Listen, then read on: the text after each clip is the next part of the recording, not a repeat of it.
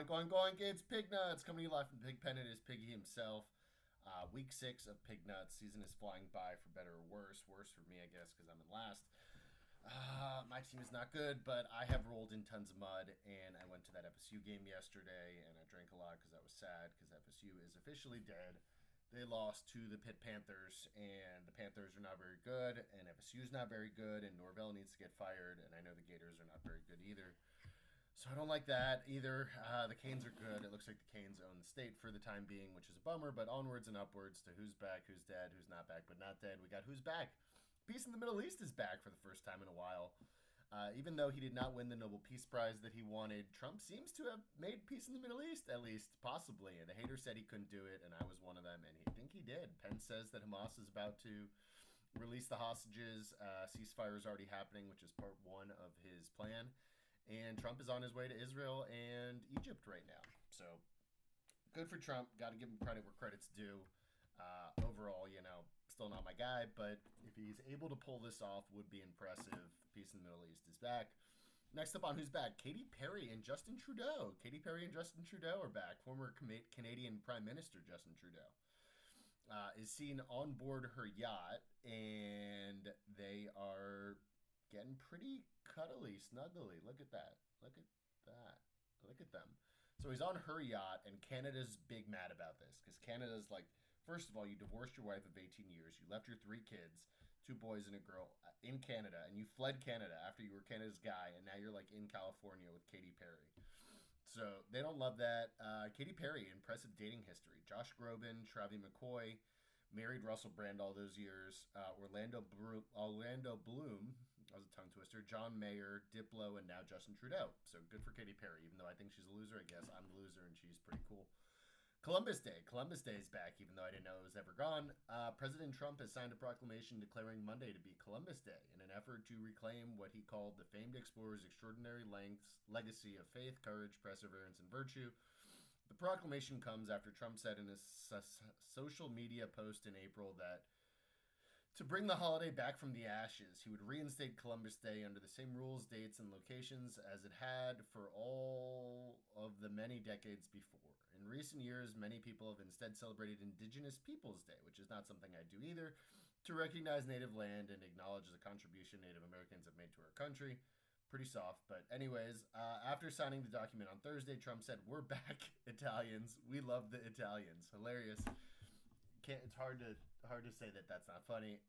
Who's dead? Who's dead? Mark Sanchez. I know this was a story from last week. I know I didn't do Pig Nuts last week, but insane story, the Mark Sanchez story. I know you guys have already probably seen it by now, but basically he's in Indianapolis to call a game the next day, and he gets blackout drunk and takes like bath salts or something. He had to be more than just drunk because nobody does this stuff. And he's just like loitering around like back alleys and just like running wind sprints and like going down one street and then like running back down this opposite way of the street. And he like goes into some alley, and this poor 69-year-old guy who's like works at night dumping used oil at restaurants and like refilling it or something is parked next to this restaurant. And Mark Sanchez is like, "You can't park there." And this guy's like, "What, man? Who are you?" And he's like, "I'm Mark Sanchez." And he gets in this guy's truck and he like tries to like do, I don't know what. He's just like in his truck, like messing with his stuff. And he's like wrestling with him. And this guy's like, "Get out of my truck." And Mark Sanchez is like, "No, like I'm on bath salts. I'm going to eat your face." So this guy takes pepper spray and pepper sprays him. It doesn't matter because Mark Sanchez is insane. So he has to stab him a bunch.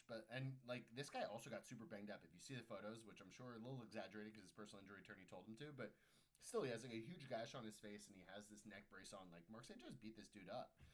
And then like Mark Sanchez gets stabbed and the story comes out and you think it's like poor Mark Sanchez got robbed in Indianapolis. Like no, Mark Sanchez is the bad guy. So Mark Sanchez, now there's videos of him like stumbling around like stabbed. And he just did an interview today where he's like comes out of this hospital and he's like, "I want to thank the doctors." Like he's super screwed, gonna lose all his money, definitely lost his job, like maybe going to prison. It's a really insane story from Mark Sanchez. He's very, very dead. Everyone who bought crypto yesterday is dead. Everyone who bought crypto yesterday is dead. Trump announced 100% tariffs on China. And even though he's gone back and forth on tariffs and done this and done that and said it 100 times and he'll probably take away the tariffs, for some reason yesterday, all of crypto exploded when he announced that. And there's a bunch of shady stuff that happened and super insider trading. But Trump, sorry, struggling a little bit here. 30 minutes before, there's a new account that's opened the day of that morning. And 30 minutes before Trump's announcement of 100% tariffs on China, it adds a huge multi-million-dollar levered Bitcoin short position. Which there's a bunch of stuff where you can like add, and a bunch of people are in like leveraged positions on coins and really stupid stuff. And these guys made their money in a really stupid way, and they lost their money in a really stupid way. But still, $9 trillion, I think $9 trillion was wiped out yesterday. It's the biggest crash ever in the history, even bigger than COVID crash.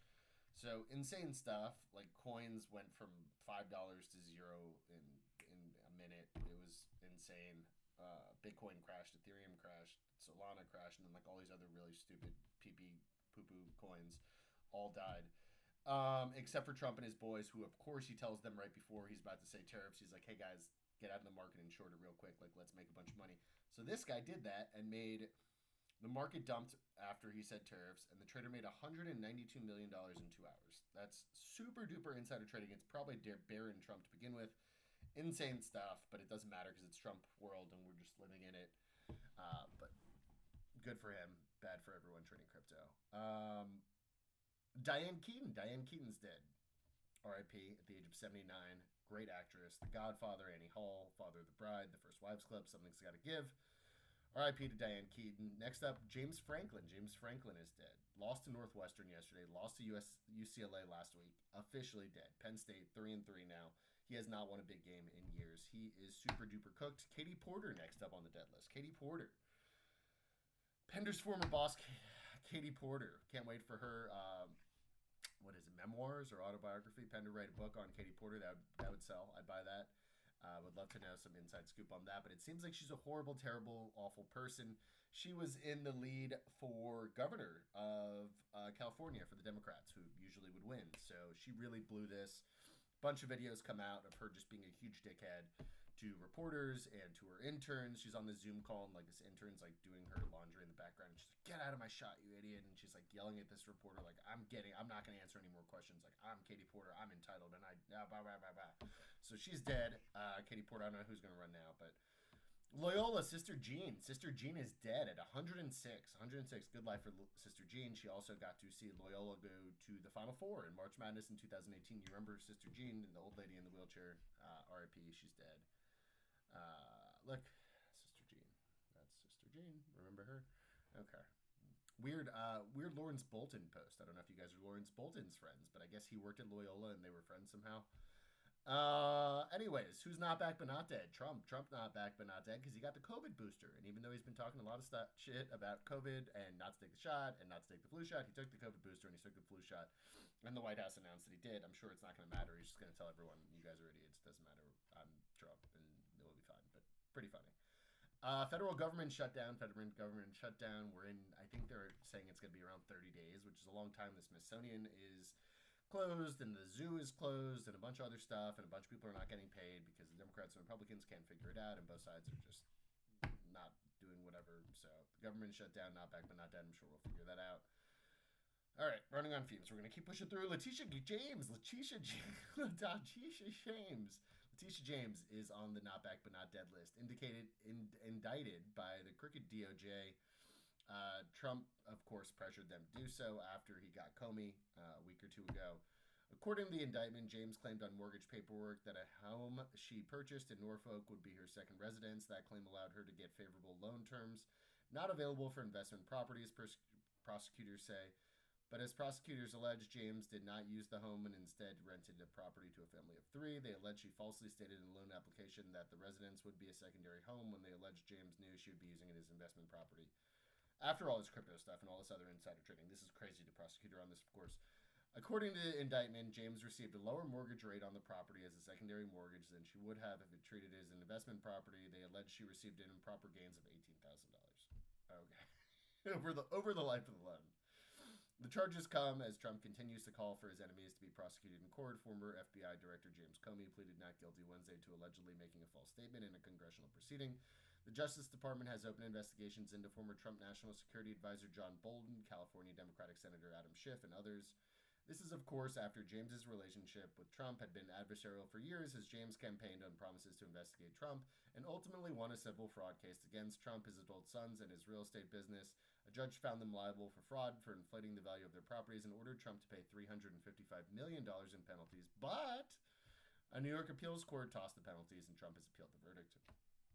Derek Groves. Derek Groves is not back, but not dead.